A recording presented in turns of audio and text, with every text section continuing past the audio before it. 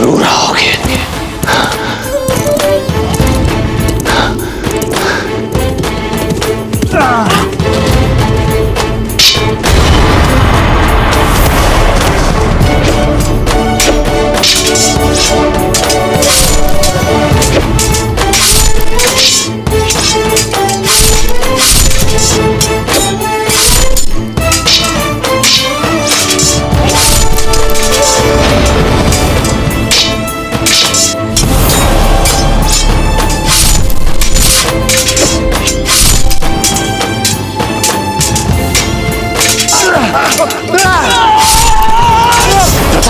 कुछ कहने की आवश्यकता नहीं बैरम खान, सबसे पूर्व हमें यहाँ से निकलना है।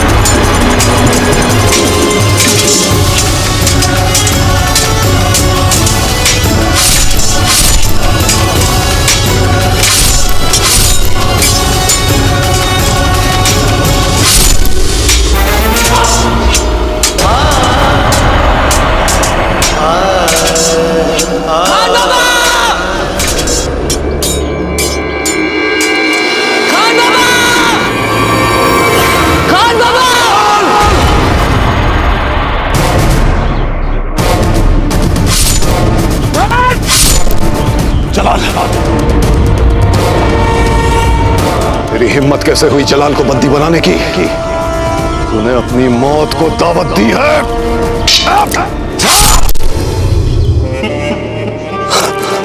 जलाल आप ठीक तो है ना?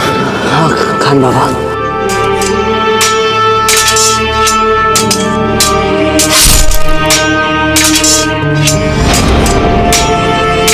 बैरम खान, आज से जलाल तुम्हारा शागिर्द है। इसे एक बहादुर सिपाही और काबिल सियासतदान बनाना आज से तुम्हारी जिम्मेदारी है।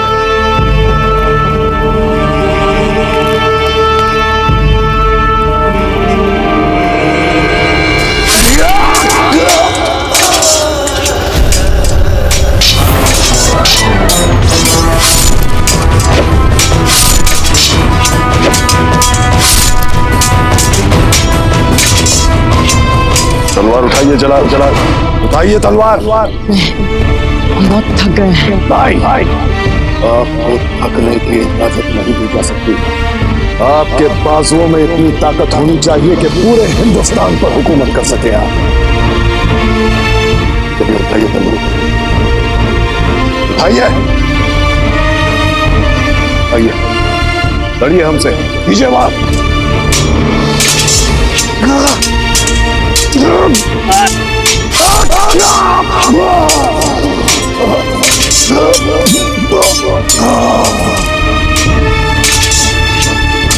आप रहेंगे ना हमेशा हमारे साथ?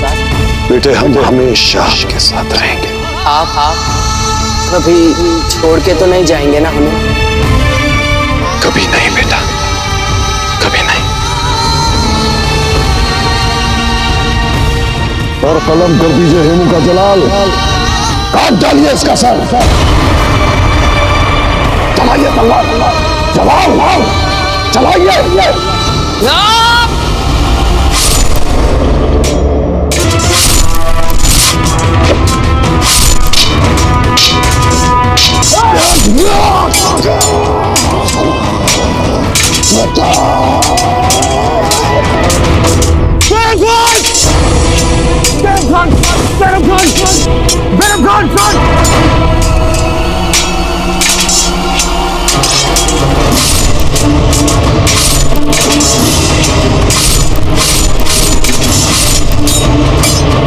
बैरम खान तो मरने वाला है।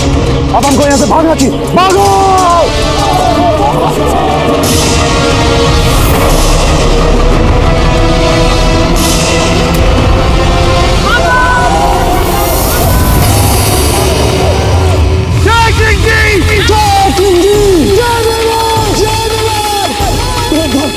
देखिए अफगान भाग रहे हैं। हम जीत गए, हम जीत गए, हम जीत गए।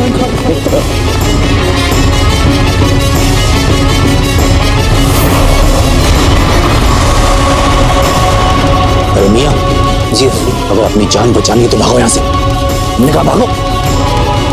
बैरम खान वो पीर मोहम्मद था, वो पीर मोहम्मद था बैरम खान। हमारा ही शागिर्द था ये भी। आपके सब दुश्मन हो गए हमारे प्रताप, साहब के साथ। लेकिन अल्लाह सब देखता है, इन सबको सबक सिखाएगा एक दिन। बता, मैं जानता था तुम, क्योंकि तुम खुद एक बहादुर हो, इसलिए जानते हो बहादुर की कदर करना। बिना कहे उसकी बात को समझना।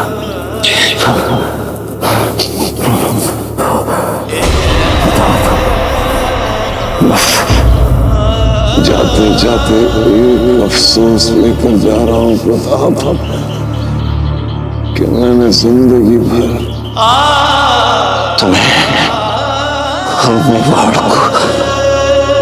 हराना चाहता। अब शांत रहिए, आप ठीक हो जाइए, फिर हम बहुत सारी बातें करेंगे। आप नहीं नहीं नहीं प्रताप, अब तो हमारे जाने का वक्त आया। नहीं बैरम खान, कुछ नहीं होगा आपको कुछ नहीं होगा बैरम खान। तो हमारी रूह आपसे बात करेगी, याद रखना प्रताप। हमारी रूह हमेशा हिफाजत करे, हमेशा। तुम एक सच्चे बहादुर हो प्रताप, जो अपनी आवाम के लिए लड़ता है, रियाया के लिए लड़ता है, अपनी मादरे वतन, अपने मुल्क के लिए लड़ता है। जब जब जब जब हिंदुस्तान की तवारीख लिखी जाएगी ना, तो तमाम राजाओं और हुक्मरानों में तुम्हारा नाम सबसे ऊपर लिखा जाएगा प्रताप, सबसे ऊपर।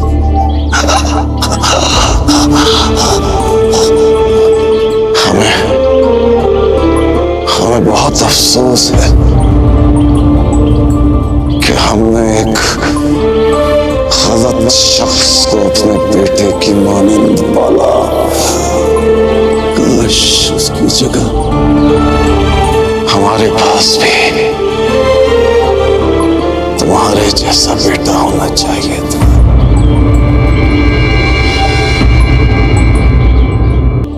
काश अल्लाह ने अकबर की जगह मुझे तुम्हारा उस्ताद बनाया होता, तुम्हारा उस्ताद। तो आज हिंदुस्तान की तस्वीर कुछ और होती।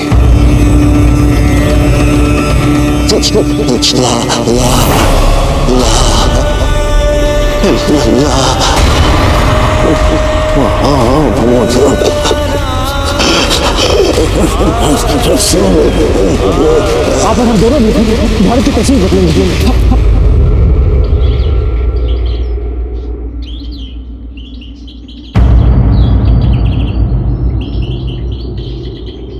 बैरम खान, बैरम खान, बैरम खान, बैरम खान।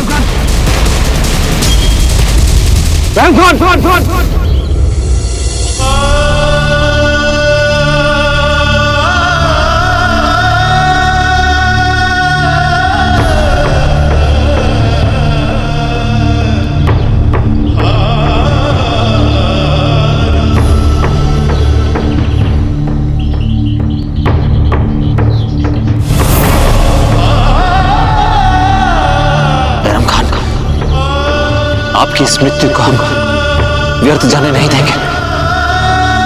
सौगंध है हमें आपकी।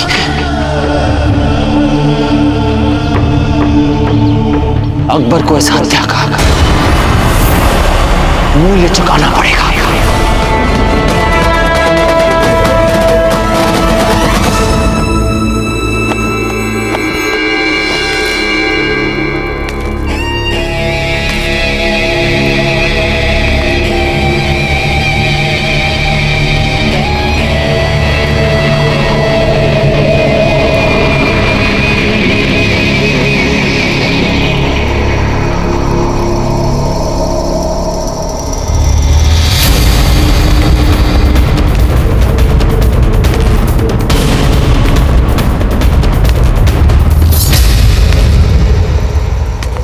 हमारी गुस्ताखियों को हमारा बचपना समझ के मुआफ कर दीजिएगा खान बाबा।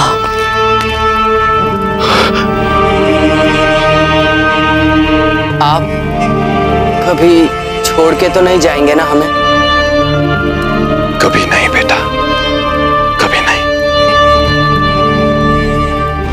खान बाबा, खान बाबा,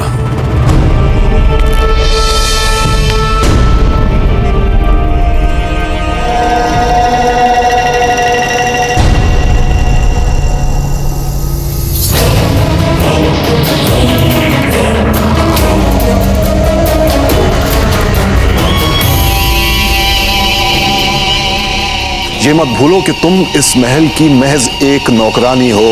तुम पहले भी एक मामूली सी दाई थी और रहोगी। अपनी औकात में रहो तुम। अफसोस, अगर हमसे तुम बेवजह अदावत मोल ना लेते तो आज तुम जिंदा होते बैरम खान। अपने दुश्मनों से बदला लेने में हम किस कदर और कैसे कामयाब हो जाते हैं तुम तो ये देखने के लिए भी जिंदा नहीं बचे। और शहंशाह, आपको ये जानकर ताज्जुब हो कि मरते वक्त मेवाड़ के शहजादे प्रताप थे उनके साथ। क्या प्रताप वहां बैरम खान को बचाने आया था। क्यों था प्रताप हमारे खान बाबा के साथ? उसे कोई हक नहीं बनता हमारे आपसी मामलात में दखल अंदाजी करने का। कोई हक नहीं बनता। ये आपसी मामला नहीं है रावत जी। यदि कोई बैरम खान जैसे वीर योद्धा को सार्वजनिक रूप से तीर्थ यात्रा के समय मौत के घाट उतार देता है तो ये अंदरूनी आपसी मामला नहीं हो सकता। बैरम खान मात्र एक वीर योद्धा नहीं, वो उस मुगल का गुरु भी था और अपने गुरु की इस प्रकार हत्या करवा देना ये हमारी संस्कृति नहीं है दाजीराज, कदापि नहीं। औजीराज, पर ऐसा करके हमने उस अकबर की सत्ता को खुली चुनौती दे दी है। पहले ही वो मुगल आपसे इतनी घृणा करता है, पर आपके इस कदम ने औजीराज उसे कहीं और अधिक भड़का दिया है। हम उस तुर्क से नहीं डरते रावत जी, नहीं डरते। अपने मूल्यों की रक्षा के लिए अगर हमें दोबारा ऐसा कुछ करना पड़े तो हम करेंगे। वो मुगल हमारी धरती जो उसकी संस्कृति से खिलवाड़ नहीं कर सकता, कदापि नहीं। अपने गुरु की हत्या और इसे कायरतापूर्ण अपराध के साथ उसे दंड अवश्य मिलेगा। ये क्षमा के योग्य नहीं है रावत जी। हम नहीं डरते उस तुर्क से रावत जी। अगर हमें अपनी मूल्यों की रक्षा के लिए दोबारा ऐसा करना पड़े तो हम करेंगे। वो मुगल हमारी धरती जो उसकी संस्कृति से खिलवाड़ नहीं कर सकता, कदापि नहीं। अपने गुरु की हत्या और इसे कायरतापूर्ण अपराध के लिए उसे दंड भुगतना होगा। भुगतेगा, वो सजा जरूर भुगतेगा। अब उसे अपने यही असूल बहुत भारी पड़ने वाले हैं।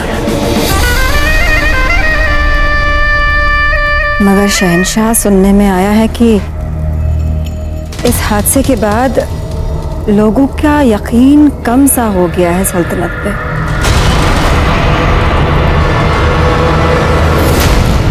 जैसे उस मुगल साम्राज्य में मुगल सल्तनत के मिर्जा बंधु उज़्बेकों हिंदू राजाओं में चारों ओर अविश्वास फैल गया है।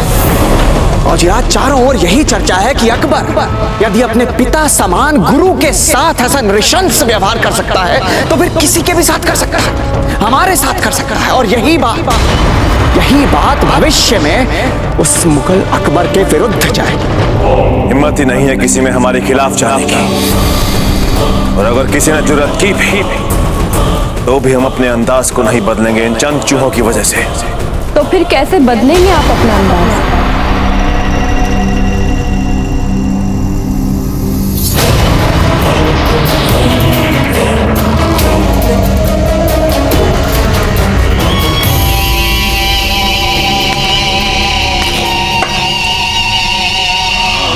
मुस्ताक़ शहंशाह, हम इजाजत चाहेंगे।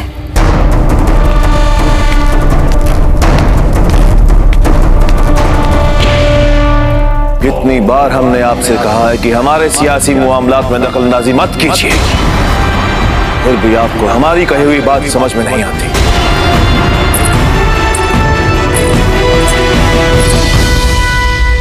शहंशाह, कुछ नहीं तो कम से कम खुदा का तो खौफ करें। अपने उस्ताद का कत्ल करवाना गुनाह अजीम होता है। जरा सोचिए, अपने ख्वाबों को, अपनी ख्वाहिशों को पूरा करने की जिद में आप कहां तक जाएंगे? कहां तक जाएंगे हम बताते हैं आपको।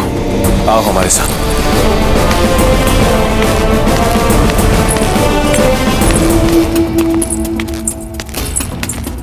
ये तो सलीमा बेगम का दीवाने खास है। आप यहीं इंतजार करें, हम अभी आते हैं।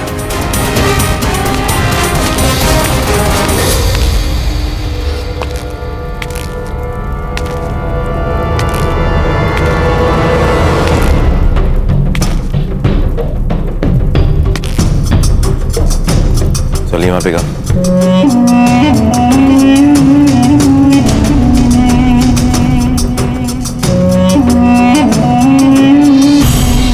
तो आपको खबर मिल ही गई।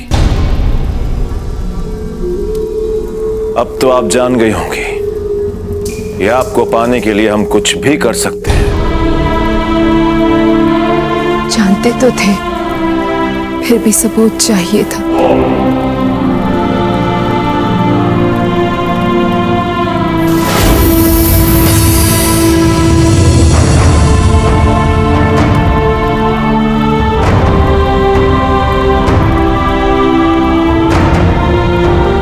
सबूत जी। तो अब तैयारियां की जाएं हमारे निकाह की।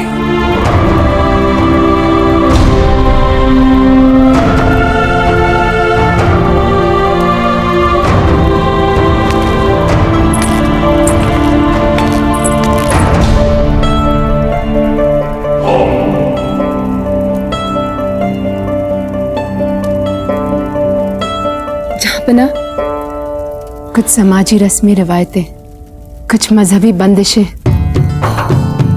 आपको कम से कम 40 दिन हमारा इंतजार करना पड़ेगा। हम इंतजार करेंगे, 40 दिन तक हम आपका इंतजार करेंगे।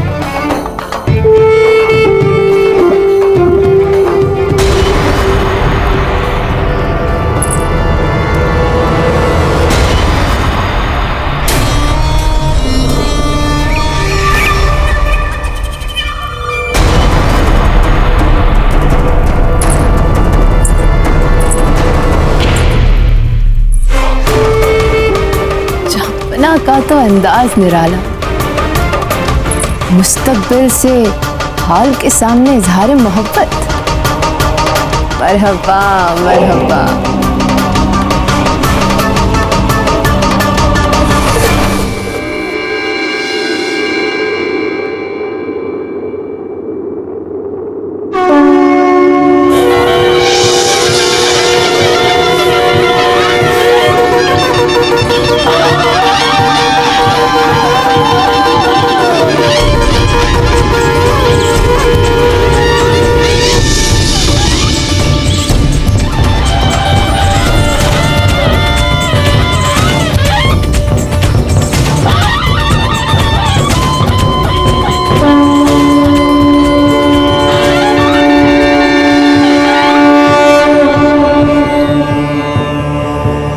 प्रभु, आपने हमारे कुल को उत्तराधिकारी दिया है, उसके लिए बहुत बहुत धन्यवाद।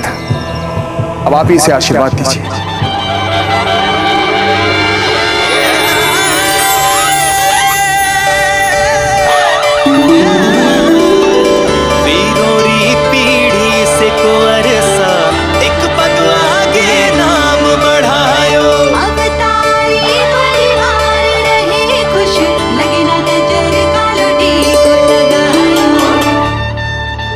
क्योंकि ये हमारे कुल का नाम अमर करेंगे, इसलिए हम राणा उदय सिंह इनका नाम अमर सिंह रखते हैं।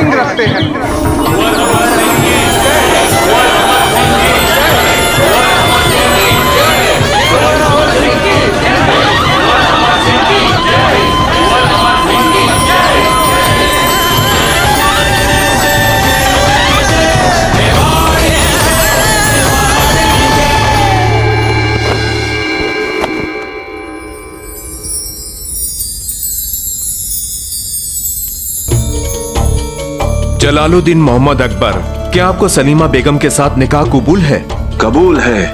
सलीमा बेगम, क्या आपको जलालुद्दीन मोहम्मद अकबर के साथ निकाह कबूल है?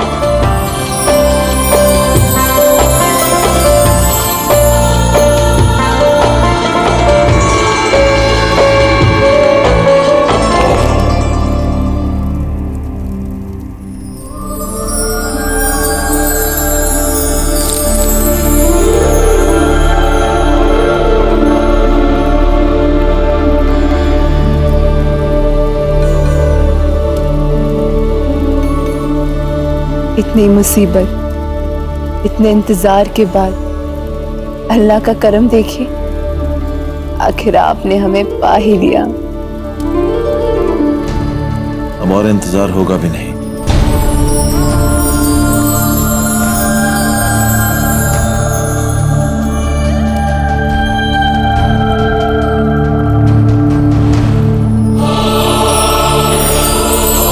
अकबर ने जो चाहा उसे आखिर हासिल करके ही रहा। उसने सलीमा से निकाह कर लिया और अब अकबर की एक ही ख्वाहिश थी, सारे हिंदुस्तान पे अपनी हुकूमत। और इसके लिए उसे राजपूतों के सहयोग की जरूरत थी। और अपने इस मकसद को हासिल करने के लिए अकबर राजपूतों के साथ अपने सियासी रिश्ते मजबूत करने की ख्वाहिश से वो एक के बाद एक राजपूत राजाओं की बेटियों से शादियां करने लगा। दूसरी तरफ प्रताप अकबर की इस चाल को समझ गया। ताजिराज, वो मुगल कायर है, अपने साम्राज्य के विस्तार के लिए ऐसे कायराना हथकंडे अपना रहा है। पर प्रताप को नहीं पता था कि अकबर यही चाल प्रताप के साथ भी चलने वाला है। इसी चाल के तहत अकबर का दूत बन के पीर मोहम्मद उदय सिंह के दरबार में आया। राणा उदय सिंह जी, शहंशाह जलालुद्दीन मोहम्मद अकबर ने मुझे आपके लिए एक मुबारक पैगाम के साथ भेजा। मैं आपकी बेटी मान कुंवर के लिए शहंशाह जलालुद्दीन मोहम्मद अकबर का रिश्ता लेकर आया और इस मुबारक पैगाम के साथ एक शाही तोहफा।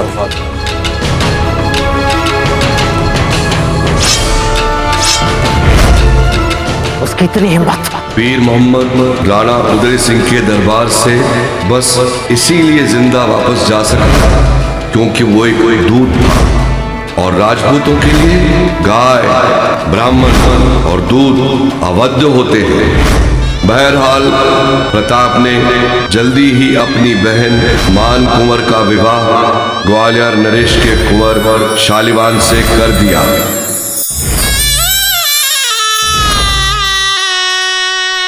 अकबर को मेवाड़ के हाथों अपनी ये बेइज्जती बर्दाश्त नहीं हुई। प्रताप अब उसके जहन का एक नासूर बन चुका था और ऐसे में प्रताप से प्रेरित हो अकबर की सल्तनत में उज़्बेकों ने जैसे जौनपुर के अली कुली खान और मारवा के अब्दुल्ला खान ने उसके खिलाफ बगावत कर दी।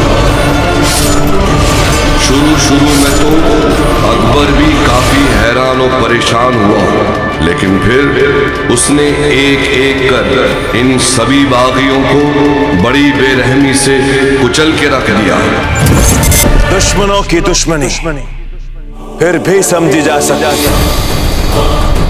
हमारे अपने सूबेदार हमारे खिलाफ बगावत करने की जुर्रत करने लगे और ये सब प्रताप की वजह से हो रहा है, मेवाड़ की वजह से हो रहा है, क्योंकि प्रताप ने हमारे सामने झुकने से इनकार कर और इसीलिए हमारी सल्तनत के हर छोटे मोटे कीड़ों मकोड़ों हमारे खिलाफ बगावत करने का हौसला हो रहा। अब प्रताप और मेवाड़ दोनों को कुचल के रख देगा।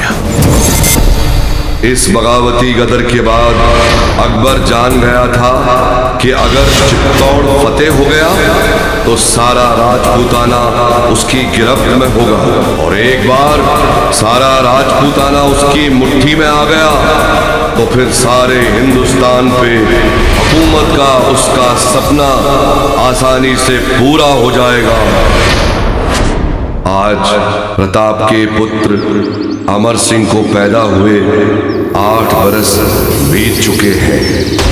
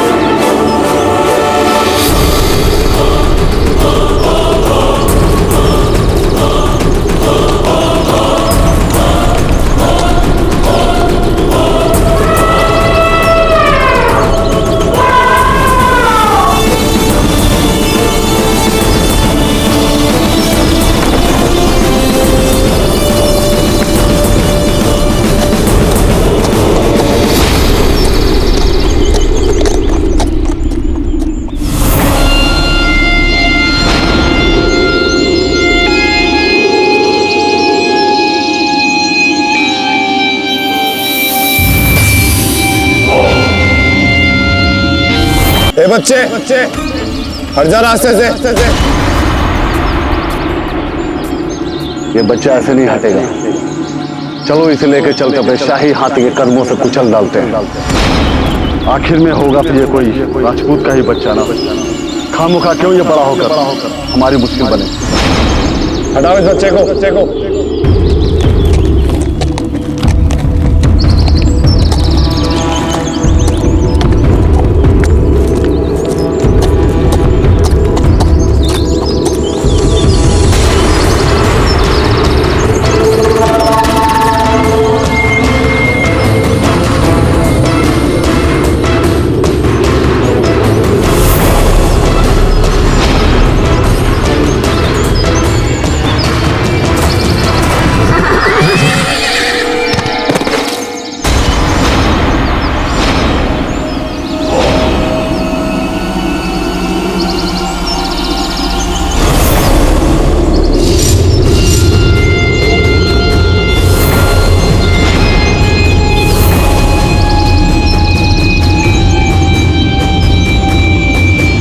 इसको जाने मत देना।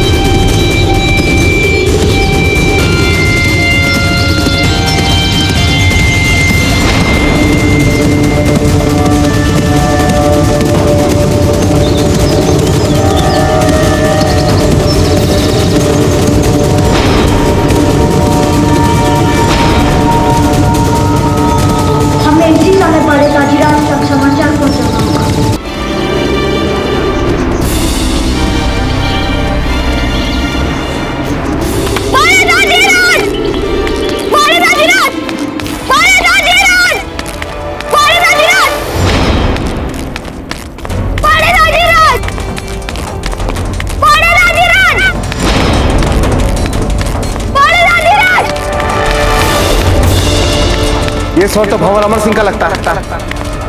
देख लीजिए और ठीक तो है।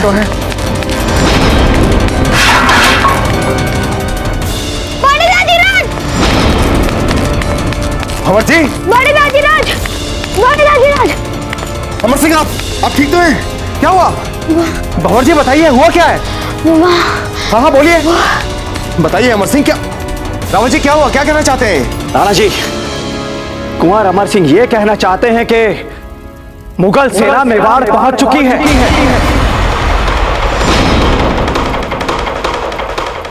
अकबर स्वयं नेतृत्व कर रहा है अपनी सेना का। क्या? जी राणा जी, अकबर हमारे चित्तौड़ पे आक्रमण करने के लिए यहां आ पहुंचा।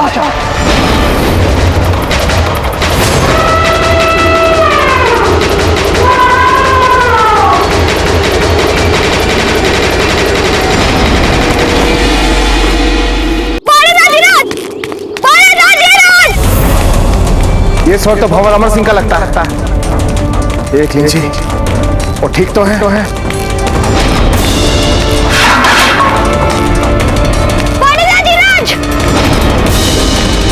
भंवर जी,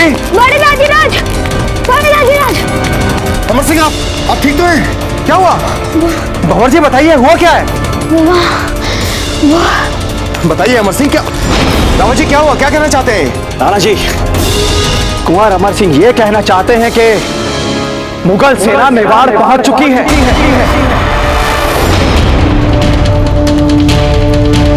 अकबर स्वयं नेतृत्व कर रहा है अपनी सेना का। क्या? जी राणा जी, अकबर हमारे चित्तौड़ पे आक्रमण करने के लिए यहां आ पहुंचा।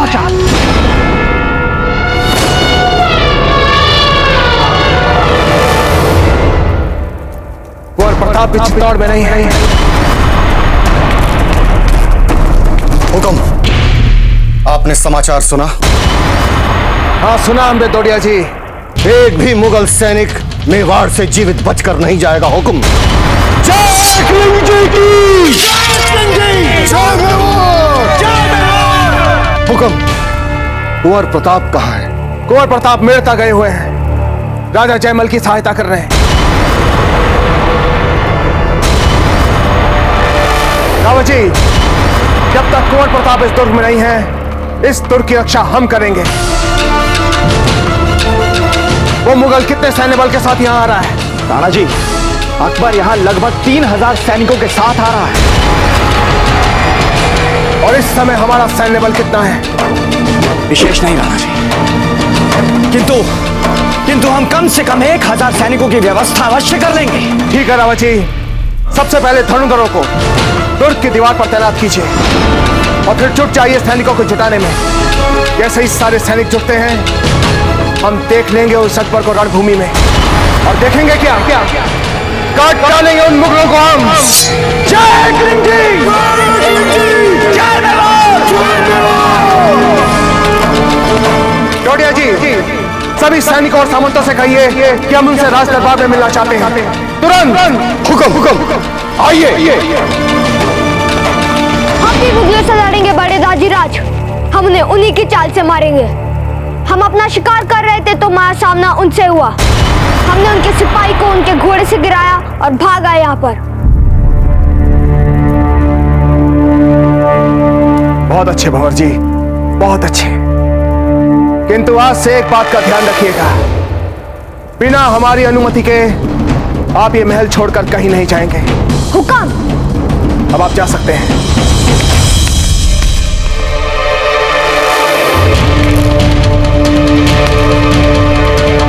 देख लीजिए, इसी समय कुंवर प्रताप को दुर्ग से बाहर जाना था।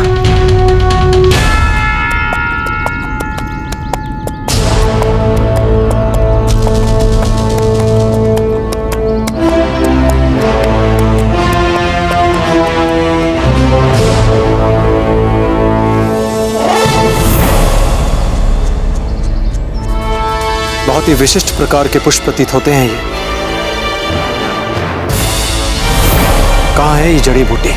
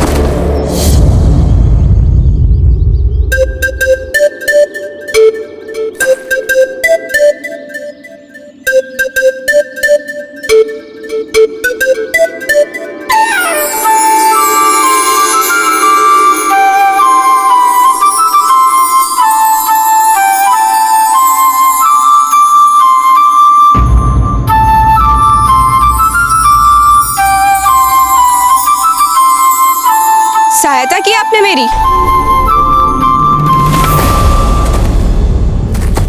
वो क्या है कि हमने आपको फल तोड़ने के लिए बहुत प्रयास करते हुए देखा, तो सोचा आपकी सहायता कर दें। पहली बात, ये वो फल नहीं जिसके लिए मैं प्रयास करी थी, और दूसरी बात, मुझे किसी के सहायता की आवश्यकता नहीं, मैं खुद ही समर्थ हूं।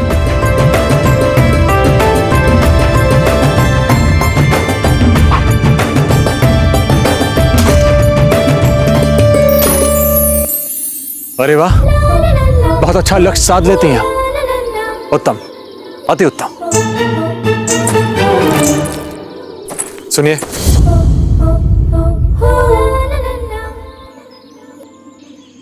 हम यहां इस विशेष वृक्ष की खोज में आए हैं। क्या बता सकती है हमें यहां किस स्थान पर मिल सकता है? क्यों खोज रहे हैं आप इन वृक्षों को? क्योंकि इनके निकट ही एक विशेष व्यक्ति रहते हैं, हमें उनसे मिलना है। यहाँ से आप सीधे चले जाइए, एक छोटा सा पूजा का स्थल दिखेगा, वहां से आप बाएं मुड़ जाइए। एक वृक्ष पे गोरैया का घोंसला दिखेगा, वहां से भी आप बाएं मुड़ जाइए। एक विशाल पीपल का वृक्ष दिखेगा, वहां से आप सीधे चलते रहिए, बस आप पहुंच जाएंगे अपने निर्दिष्ट स्थान पर। धन्यवाद, चलते हैं।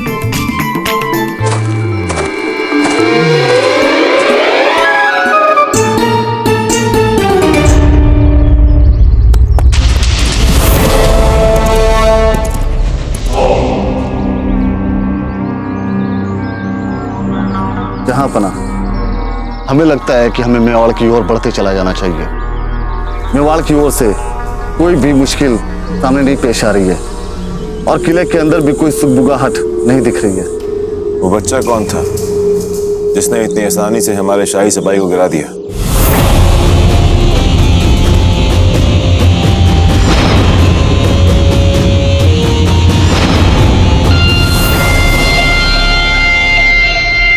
शहंशाह, मुझे लगता है वो कोई मेवाड़ राजघराने का कोई बच्चा होगा जिसे बचपन से ही फौजी तालीम दी गई हो। हमारे सिपाही उसे ढूंढ रहे हैं पर फिलहाल अभी तक उसका कोई पता नहीं है। अगर आपकी इजाजत हो तो हम आगे बढ़ें।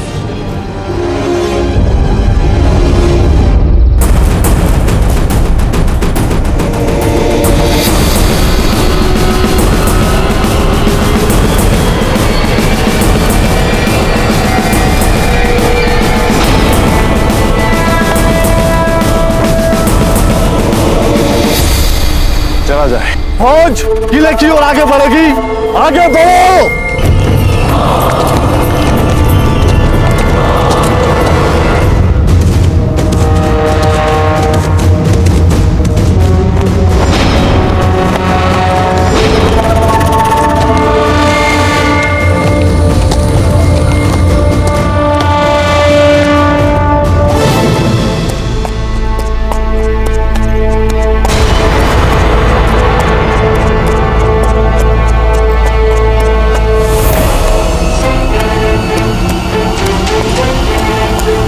छोटा सा पूजा का स्थल दिखे, वहां से आप बाएं मुड़ जाइए।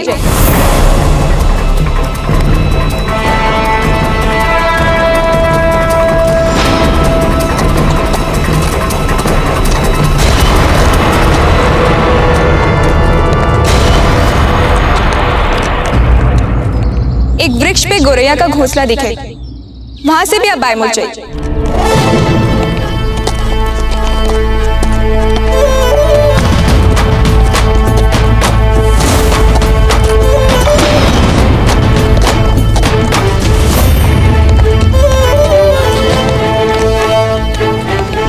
एक विशाल पीपल का वृक्ष दिखेगा, वहां से आप सीधे चलते रहिए, बस आप पहुंच जाएंगे अपने निर्दिष्ट स्थान पर।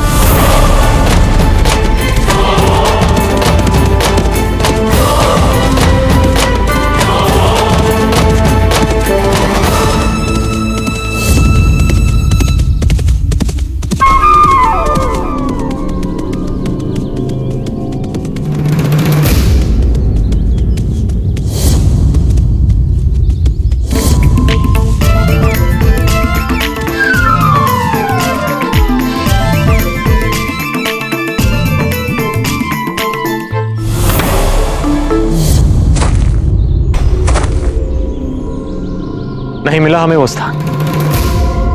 क्या आप हमारी सहायता करेंगी? देखिए, पहले ही बहुत समय व्यर्थ हो चुका है और हमें उसकी भरपाई भी करनी है। वहां मिलना किससे आपको? प्रसिद्ध तरखान चंपा से। आप जानते हैं उन्हें? जी नहीं, बस सुना ही सुना उनके बारे में। आप हमारी सहायता करेंगी, उनसे मिलना बहुत ही आवश्यक है।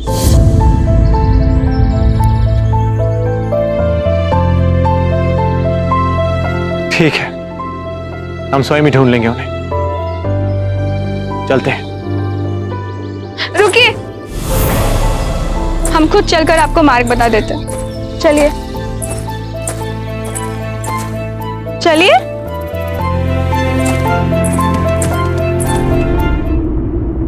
हमें अपने इस चित्तौड़ के दुर्ग की किलेबंदी करनी है।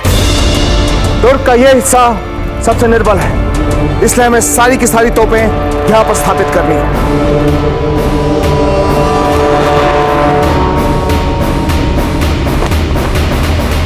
लोड़े जी, आप हमें एक बात बताइए, हमारे शस्त्र गृह में कितने तोप के गोले हैं? हुक्म, पूरे 1000। उनको यहां पर लाने की तैयारी की जाए।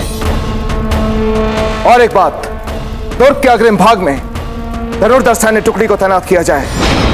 ईश्वरदास चौहान को धनुर्धर सैन्य टुकड़ी का नायक बनाया जाए, वही इसका नेतृत्व करेंगे।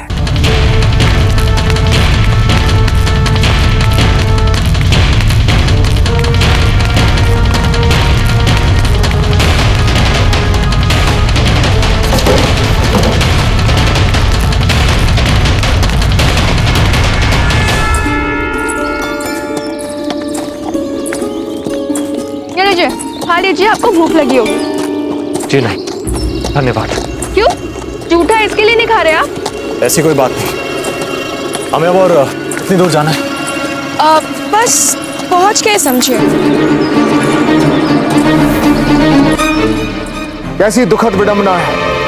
वहां कुंवर प्रताप मीरता की समस्या सुलझाने गए हैं और यहाँ उन्हीं के घर पर आक्रमण हो रहा है। यदि अकबर को यह पता चल गया कि कुंवर प्रताप इस समय दुर्ग में नहीं है, तो वो शेर बन जाएगा और फिर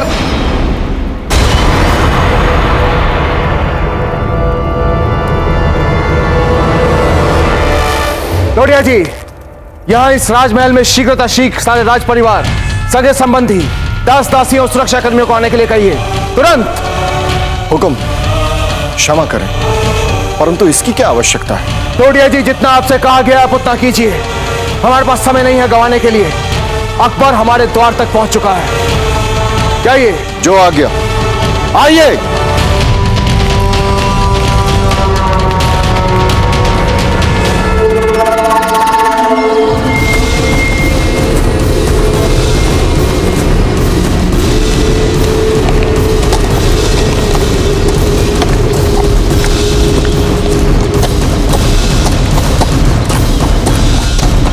रुको।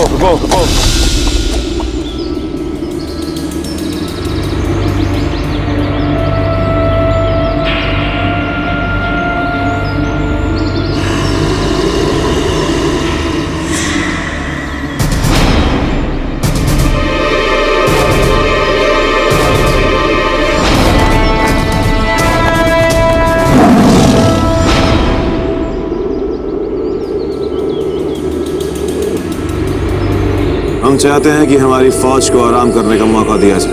पर हुजूर, अब हमारी मंजिल यहाँ से बस फकत 8 कोसी दूर है और दुश्मन से हमें कोई रुकावट भी नहीं मिल रही है।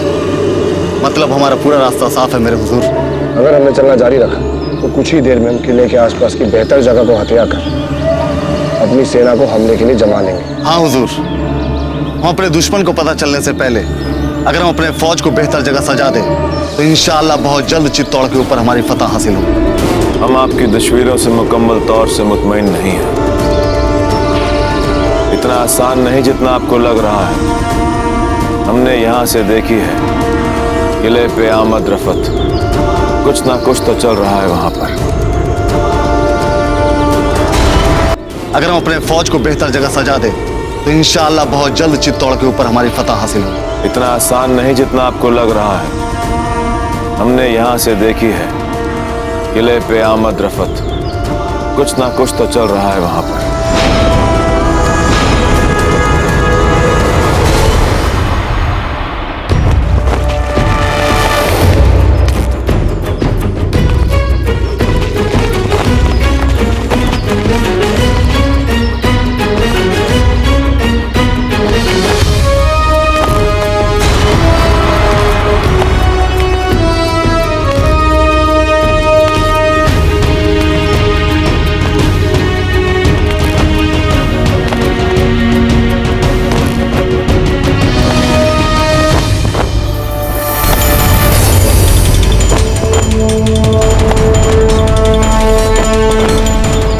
ईश्वरदास चौहान, मेवाड़ की धनुर्धर टुकड़ी का सेनापति,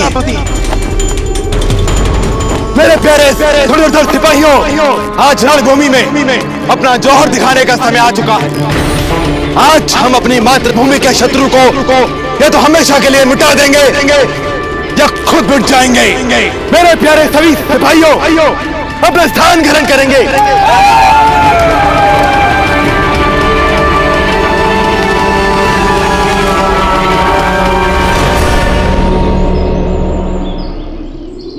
यदि आक्रमणकारी सेना हमारे दुर्ग के निकट आए तो हमारे तीरों की मारक सीमा में आते मेरे आदेश पर उन पर तीरों की बरसात कर दी जाए और एक भी मुगल जीवित न बचने पाए। एक भी मुगल हमारे तीरों से बचना नहीं चाहिए।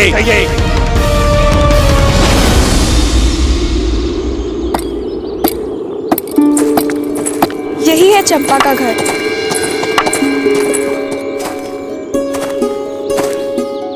ये चित्तौड़ से मिलने आए हैं आपसे। चित्तौड़ से? ओह, वीर प्रताप की भूमि से। प्रणाम। प्रणाम बेटी, इनके लिए जल लाओ।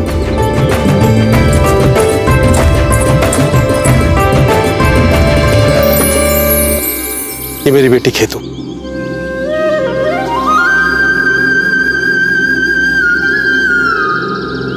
लो जी, चल।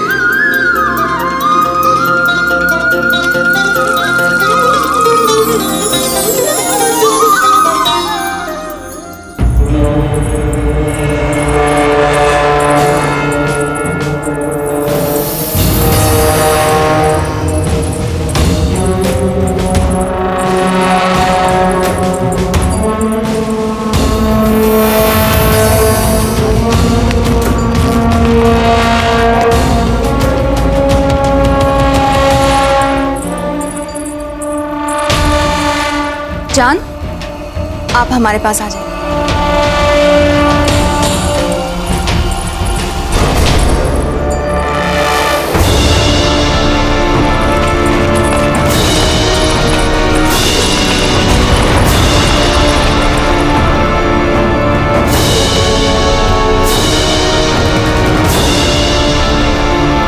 हुक्म, सभी दरबार में आ चुके हैं कुंवर जगमाल को छोड़कर।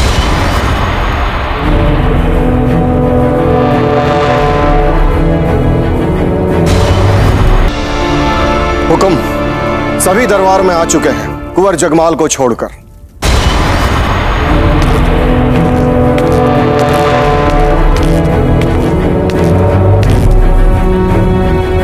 क्षमा करें दासीराज, हम क्षमा चाहते हैं, हमें आने में थोड़ा सा विलंब हो गया।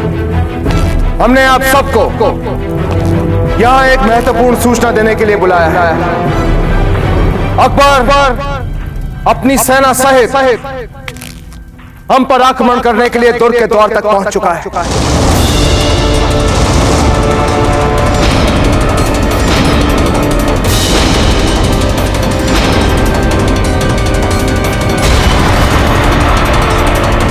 यही नहीं, इससे भी अधिक चिंता की बात यह है कि इस समय कुंवर प्रताप यहाँ इस दुर्ग में नहीं। इसलिए सुरक्षा कारणों से हम आप सबको यह आदेश देते हैं कि इस क्षण से कोई भी कुंवर प्रताप का नाम नहीं लेगा और ना ही कुंवर प्रताप के बारे में कोई बात करेगा। कुंवर प्रताप यहाँ इस दुर्ग में नहीं है, ये बात राजमहल के लोग जानते हैं। इसलिए हमारा यह आदेश है कि इसी क्षण से किसी को भी ये राजमहल छोड़कर जाने की अनुमति नहीं दी जाएगी और ना ही किसी को किसी से भी इस बारे में बात करने की अनुमति दी जाएगी। सभी इस संकट काल में यहाँ इस महल में रहेंगे, कोई भी ये महल छोड़कर नहीं जाएगा। ये हमारा आदेश है और हम आशा करते हैं कि सब हमारी बात समझ गए होंगे।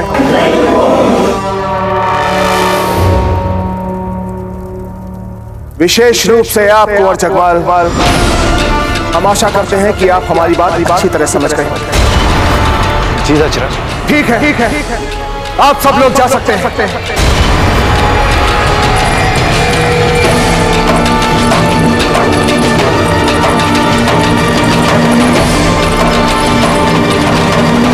हे एकलिंग जी, ये कैसा संकट आ गया मेवाड़ पे?